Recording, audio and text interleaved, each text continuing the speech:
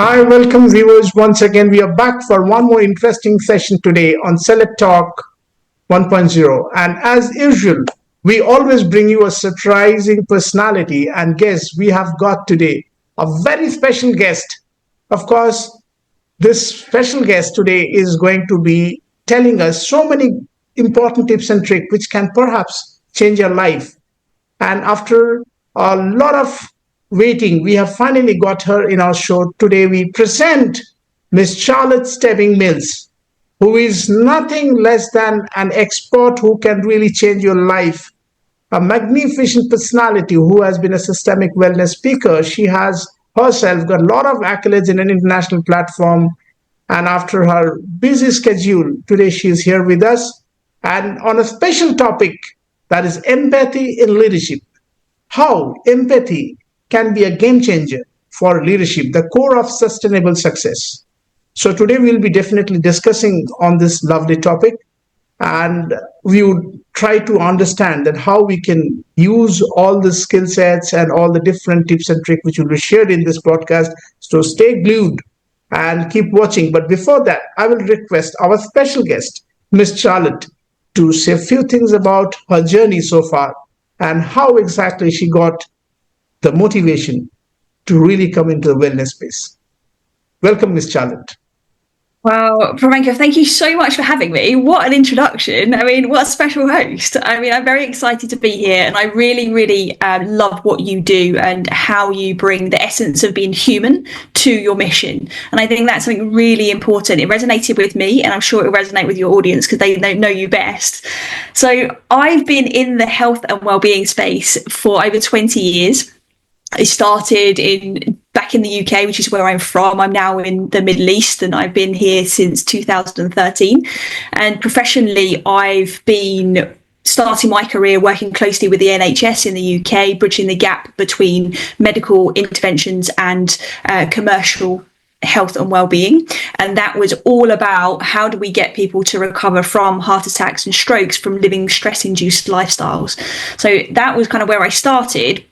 And over the years, I then kind of worked my way up through that kind of typical traditional career ladder into different leadership roles that led me over to the Middle East, leading over 1,000 employees across different countries across the GCC, flying backwards and forwards to, Kuwait, Jordan, Saudi, obviously spent a lot of time in Dubai and Abu Dhabi particularly. And during that time, I experienced my own burnout as well, which was quite a significant impact for me, given the fact that I've been in health and wellbeing for so long. It was like, what was missing here? It was a bit of a shock to the system to some extent.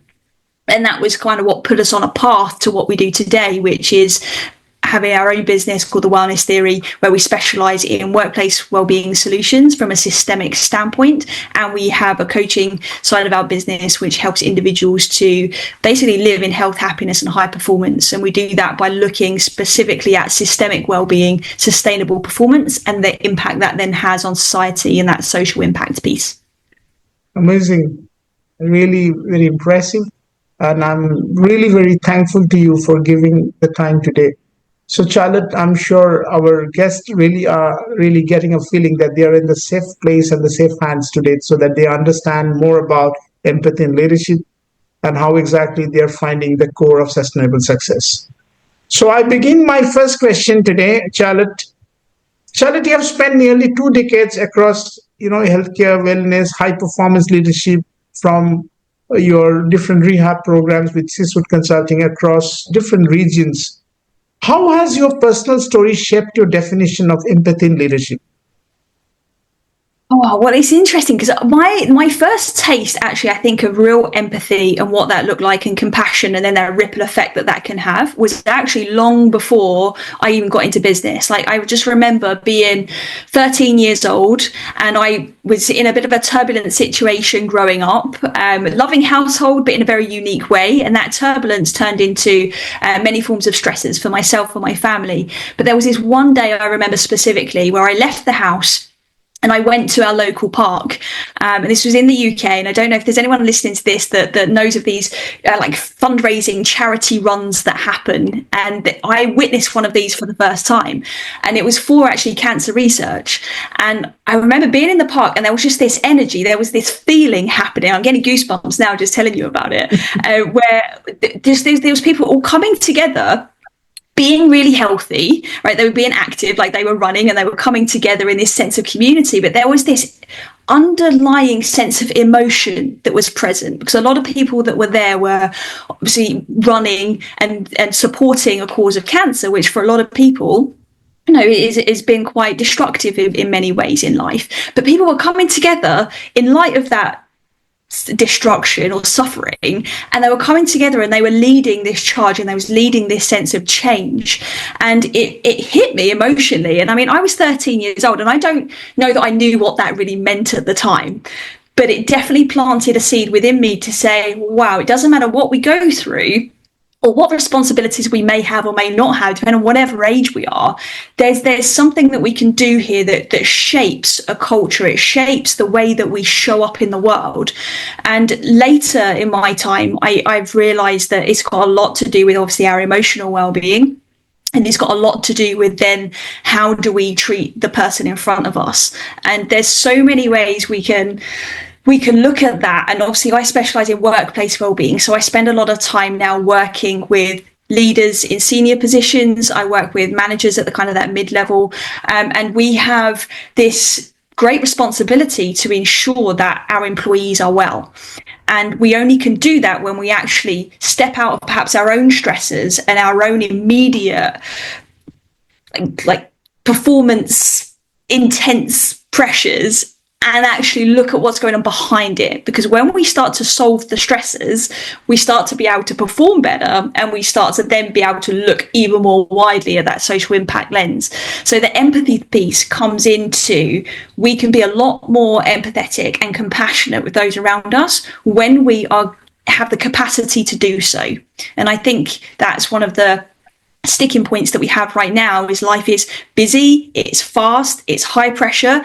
Who has time to be empathetic as a leader? You know, they've got stakeholders that they need to impress and get results for, you know. So I think that empathy piece is almost like a hidden link. Although it's been spoken about more now, that practical application is still a bit of a sticking point for most. Absolutely.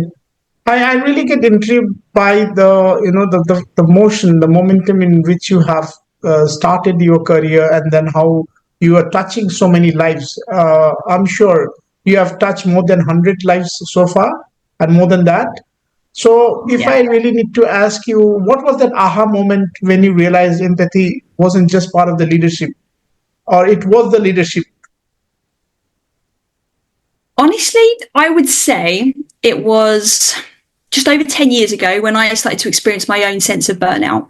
I was on this trajectory of, it was literally sun, sea and sand, living here. I had a good income. I was at a high level in the company I was working with at the time. On paper, everything looked great, but behind the scenes, I was really struggling. I had suicidal ideation, got to a point where I just wanted to end it all. It was a really dark time from a mental health perspective, but yet there was nobody I could talk to or felt that I could talk to. And it was in that moment of recovery for me, which took a while to get to, that I recognized that if I had a safer space to be able to share perhaps what I was going through, or if I felt that there was empathy perhaps within some of the leaders I was working with at the time, maybe they would have picked up on some of my signs and symptoms that I was unaware of, because that's very common, is that people were experiencing those early stages of burnout and they don't actually recognize it.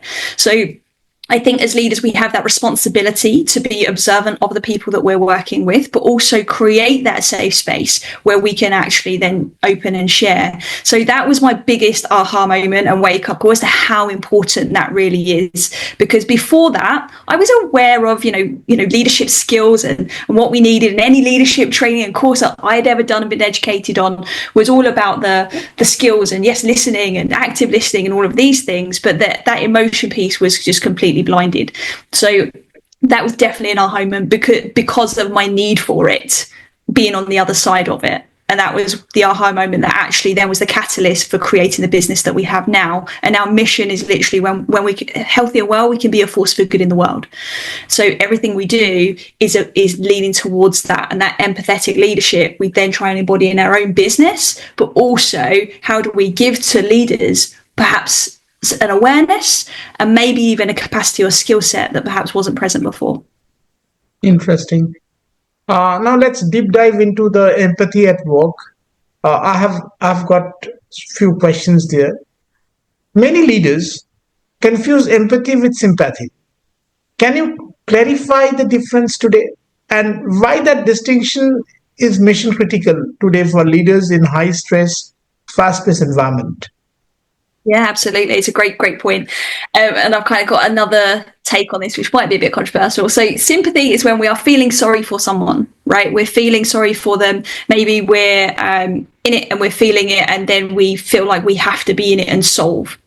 Empathy is very, very close to sympathy as well from this standpoint, is we will feel the feelings. An empath will feel everything that this person is going through. And if we don't have our own emotional sense of regulation, we will fall into that sympathy mode, perhaps, and then really absorb that energy.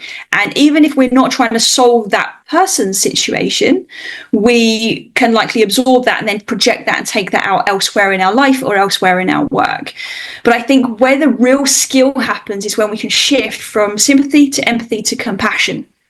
And compassion is when we can then actually co-regulate with a person, hence the co in the word. We can co-regulate and we can be, okay, how can we move forward with this in a way that is resourceful? And that's not discounting what somebody's going through, but it's about us being able to do what we need to do to kind of clear that emotional charge so that we can then move it into a positive way forwards. Perfect. That's an absolute way to look at, and I'm sure like this clarification is so helpful to our viewers. I would just move on to the next question. You work with high achievers and stressed out executives. What is your single most important approach when empathy must be delivered in a performance-driven review? Or how do you keep it real and result focused? Because most of the time we want to just be very focused on the result. In any performance-driven review, how you want the empathy should be delivered? I think first is that we need to pause on the delivery piece, because if we've got a question about how we're going to deliver empathy, it shows that we're not really embodying empathy and our own emotional state. Because if we're connected to our own emotions as leaders, and I don't mean, crying into your pillow, maybe that's the case, but what I really mean is like, how are we communicating with others? Because if I come into this performance review because I'm feeling stressed and I'm under the wire because we need to deliver on these KPIs, then that's, no matter how well intentioned you are, that's going to come across to the person in that performance review. So we have to first be like, okay, what state am I in right now? What is my relationship to the stress of this situation, or even to the positives of this situation? And how am I going to channel that into this conversation? So first it starts with the leader actually being like, okay, why is this important? What role is this having? What is the impact of this conversation going to have on the person in front of me? Once you can answer those questions, then you get to go and have the conversation, and then the delivery will actually probably be quite natural. There's no hidden hack or skill that somebody needs then, because they're actually quite connected with themselves and what they want to communicate. True. So if I could look at your the background and the journey so far, I'm sure like thousands of people you have walked across this UAE, GCC region with so many cultural nuances. How to really balance the leaders who come from a diverse background with diverse level of empathy, and how do you manage to respect this diversity in different emotional landscapes? Understanding what people value, I think, has a real impact here. I mean, the best person to answer that question in this region would be somebody called Emma Jourdain, who specialises in cultural intelligence. But for me and what I've seen on the ground, I truly believe that when we understand what somebody values, it doesn't matter where they're from. It doesn't really matter too much where they are on their emotional regulation journey, let's say, and how they're managing themselves, because then we can relate. If I know that what's important to you, Pramanka, is that you care about the human in front of you and you care about the essence of your work and what that impact has on the people around you, whether that be big or small, we can now have a conversation about your work around that. But if you come to me and tell me that what's important to you is making sure that your children have the best education and that you need to make sure that you hit your results and get your bonus because actually it's a matter of lifestyle impact and relationship impact, then I know that I need to support you in that way. So when it comes to then that emotional regulation, we've almost already taken care of that empathy because we've already listened to what the other person wants and needs. And then we can channel the way we perhaps lead or manage this person in relation to who they are as an individual. And I know that can be challenging and potentially hard for larger corporations that have thousands and thousands of employees, but there are easy ways to do that by a quality onboarding process, by making sure that we've got managers who are upskilled, by making sure that we're living from our core values as an organization and that they ripple through the organization on a daily basis. Correct. I once heard somewhere, I think whether it's in your podcast or somebody once said that when stress is managed well, energy flows. So how you really connect this thought with empathetic leadership, or which actually elevates the energy and results with an organization? Yeah, great question. So this is a dot that's been connected actually through the people that we work with and the patterns that we recognized. It wasn't like we suddenly thought, oh, this seems like a good idea. No, we looked at the behavior, and what we saw is when people managed their stress, they had more of a capacity to have empathy because they were stepping out of themselves often, right? You know, that saying that we can't see the picture when we're inside the frame. We have to step back and gain perspective. And when people start to really learn how to manage stress and optimize stress, now we can step out of the frame and we can observe and say, okay, what's working, what isn't working? How do we communicate this? What does this person need? We can only do that when we create space to do so. And that's where then those people who are then managing their own sense of well-being and stress, let's say, they can then sustain that level of performance, which gives consistency to the teams that they're around. And that is within that communication and that empathetic piece of the puzzle. But then it goes a step further into that social impact piece. And then people start to operate from a sense of purpose. So if I understand what your sense of purpose is as an employee, for example, well, now I can tap into that and we can move towards something together. And we can only do that when empathy is present. And we've seen it result after result of the clients we work with, from individuals who master their own well-being and their own stresses, whether that be things from years ago or situational events that happen now. There's this almost switch that clicks and it's, this is what I need for me to be well, so I can show up for others in this well capacity of empathy, of compassion, of presence, of performance. And then they will go on and open up non-profits. They'll go and they will expand what their social impact reach is as a business. And for me, that's just like, that's the sweet spot. But for them, they see an uplift in everything else. There was actually a study by Oxford in the UK at the start of last year, I believe. And basically they looked at over 50,000 employees, over 250 companies in the UK. And they was looking at employee well-being, right? They were looking at the initiatives and saying, basically, does it really work? You know, there's all this talk about we need to invest, we need to look after our staff. And actually the one well-being initiative that they found that had the biggest uplift in mental health as well as kind of overall holistic well-being was volunteering. So it wasn't the stress management workshops, it wasn't mindfulness, it wasn't meditation, it wasn't these apps. It was actually the researcher finding that a deeper sense of meaning and connection helps improve everything else. And that only happens when we can step out of that stress state and put our perspective elsewhere. And one of the reasons why volunteering works so well is because we get a different perspective, don't we? We go and volunteer usually in places where somebody's having a harder time than we are, that we probably couldn't imagine living that way or experiencing something, or we have and it's broken our heart and we want to lean forwards because we've tapped into that emotion and we've put ourselves outside of the frame and then been able to move forward with empathy. Absolutely. Let's say if burnout had a face, what would it say an unempathetic boss? If burnout had a face, what would it say to its unempathetic boss? Is that the question? Yeah. Well, burnout shows in different ways, so that's a tricky one for me to answer. Because sometimes burnout can be somebody like broken and tired and exhausted, but burnout can also be somebody showing up with the biggest smile on their face and pushing and being the best performer. Oh, so that's a really tricky one. But to somebody that is perhaps experiencing this and they've got an unempathetic leader, that's where you have to take responsibility for yourself and you have to bring that to the conversation. And that might be a really uncomfortable thing to do, particularly if you're in a state of suffering at the time as well. But saying to the unempathetic leader the reality of your situation can be a risk, but it could also crack them open and it can actually help them understand. Because when you genuinely share how you're feeling, an unempathetic leader can be like, oh, wow. And you almost stop them in their tracks. And they're like, maybe I do need to pay attention to you and at least support you. Doesn't mean they're going to be all of the solutions for what you're experiencing, but it means that they get to create that space. If they had to say something to an empathetic leader, it'd just be thank you. I can get it. In fact, sometimes it is really tricky when you are really dealing with such people. And when it comes to showing them the mirror, it's not easy. Sure. Yeah.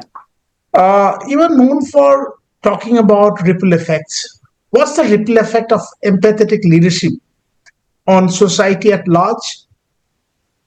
And if I just have to say that maybe the bottom line which we can make to the society, what it would be?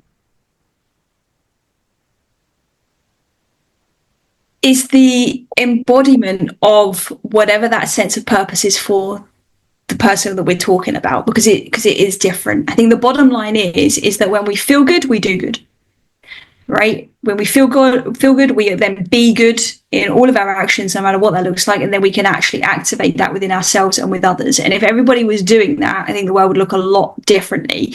But we've seen over and over and over again within organizations is the ripple effect they have actually stems from fulfilling their own needs first. So that empathetic leadership is almost like, let's take care of us and our business and our team, and then we can look at that wider picture. And I think we see that as well in family households, right? It's like, well, if me and my family are well, okay, well now that stress response of almost like protection and panic can go, and now we can welcome in this sense of empathy. So when we're leading in a family or when we're leading in a business, that will then have a ripple effect on how other people feel. And when we're operating at a higher frequency, emotionally and energetically, that then has a ripple effect on the people around us. There have been studies over the years where they've taken like meditators who are operating at a much higher vibrational level because they are in this more cleansed state, should I say, because they're almost stepped out of some of the distractions of everyday life.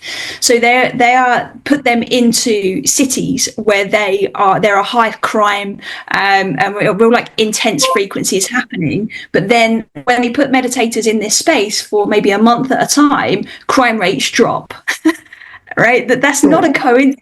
And this has been proven over and over again. So the state in which we show up in then can have a ripple effect all the way through until like your crime levels, but it can have an impact on just a conversation that your child has in the playground, or from what your employee says to another employee at the water cooler, somebody encouraging them to do that brave thing that's going to help them achieve their KPI. There are so many ways it can play out, but the ripple effect is really, for me, the way I see it is that energetic state that we end up finding ourselves in or creating for ourselves and the people around us, and then just watching what happens and observing it, not even pushing it and forcing it and making it happen. You just have to show up and be you at the best possible way you can, and the rest will take care of itself.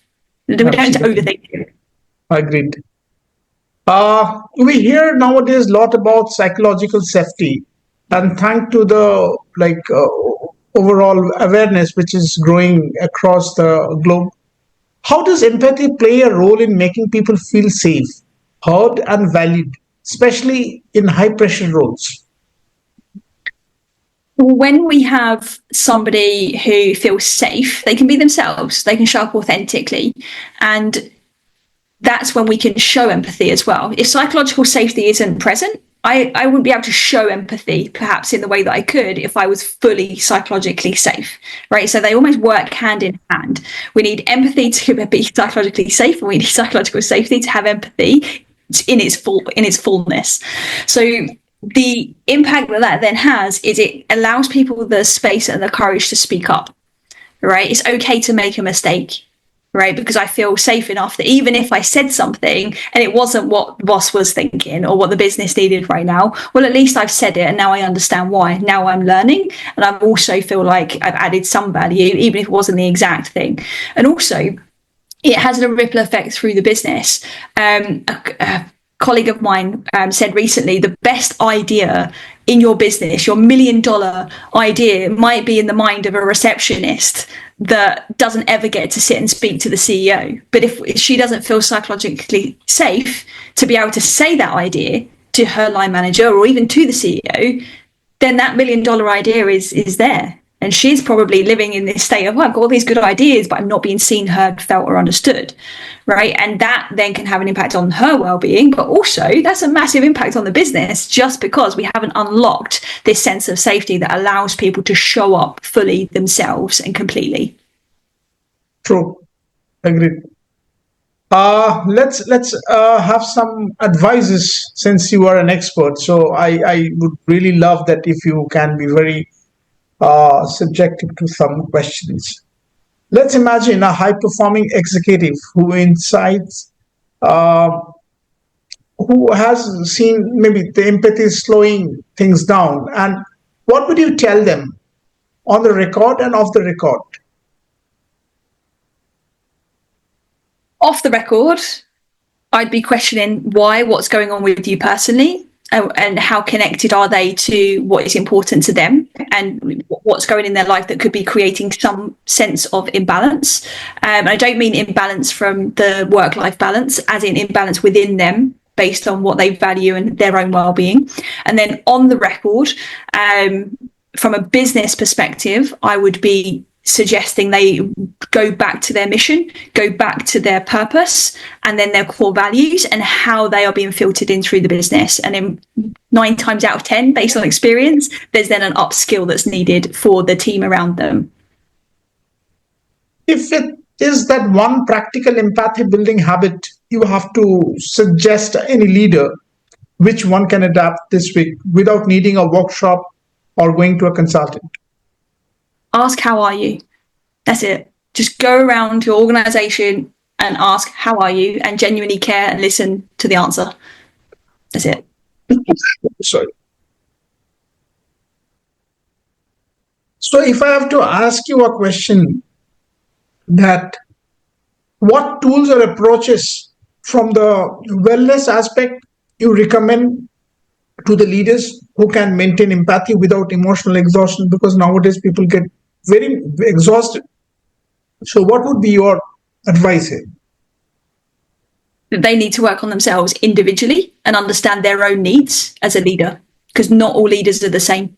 We see this over and over again with a senior team development training that they want to have as a group, and that is great. And there's so much value to that. But what really adds value from that well-being and empathy perspective is when somebody gets that support individually and then we come together. So really understanding what are the individual needs of that leader. True. I absolutely agree, and I'm sure like this is going to help a lot to our viewers today. I just have some quick fire questions. Maybe you would be smart enough in answering them. Empathy in one word. Grace. The biggest leadership myth. Care. A moment where empathy it's changed everything for you. Burnout. A wellness ritual you will never skip. Breathing. The last time someone's empathy surprised you? In one word. um, Presence. All right, smart. Charlotte, if we rewrote the rules of business with empathy at the core, what would be the Article 1 say? Alignment. Everything must be done in alignment to whatever that mission may be. Absolutely. So we are almost at the end of the session. So we generally ask our special guest to share one or two punchline or maybe the final thoughts which you would basically consider as a takeaway for our viewers, and how you want them to really prepare themselves for this empathetic journey and how they can really develop their empathy, and why must empathy remain our greatest leadership edge. What you would like to say then? Well, okay, so I think the first thing is understand the connection between your own well-being and your performance. So often we look at empathetic leadership when we want to increase performance, right? Or we want to feel better, which comes back to well-being. So recognize what does that mean for you, because then that will increase your ripple effect over time and you will feel more fulfilled. And why should empathy remain at the edge, like the secret sauce of leadership? Because as we move forward into an AI world, even more than we already are, humanity is going to be the saving grace for all of us. And that is going to be the sweet spot. That's going to keep you in longevity of well-being. It's going to keep you in longevity of your job role and your performance and your own career trajectory as well. So the more we can lean into the human side, well, that's going to keep you relevant as we move forwards. Absolutely. So as you were very right in saying that we are moving towards an AI driven world where, of course, we have to be emotionally more evolved. We have to be more intelligent in understanding that how we can blend the technology with our existential experience, how we can move on by adopting the AI with the EI. So I think that is so well said and so time appropriate. And of course, we cannot undermine the impact what empathy can do to our leadership, which will definitely give you more edge. And people should really understand these golden takeaways from Charlotte today are nothing less than a gift for us. And I'm sure the people who are going to listen to this podcast, they will be finding them more wiser and more enriched by these golden words from Charlotte. So, Charlotte, thank you so much for being with us in this lovely podcast today. And I'm sure that we'll be getting your support and collaboration in person. We are also organizing one summit, which is coming up in Bengaluru in the month of June. I don't know your availability. If you are definitely interested, we can also invite you for that. So there are a lot of surprises coming up from our team who are basically trying to touch lives and shine us together so that we can do some good things for people and spread the word of empathy to the world. Thank you. Thank you so much. This has been a gift for me, and thank you so much for the gift that you're sharing with everyone with the work that you do, Pramanka. Honestly, I think you are such a force for good in the world. Please keep doing what you're doing. Thank you. So here I sign off from the show, and I'm really sure that our viewers have got enriched today with this wonderful lessons and the learnings we have got from Charlotte. Thank you once again.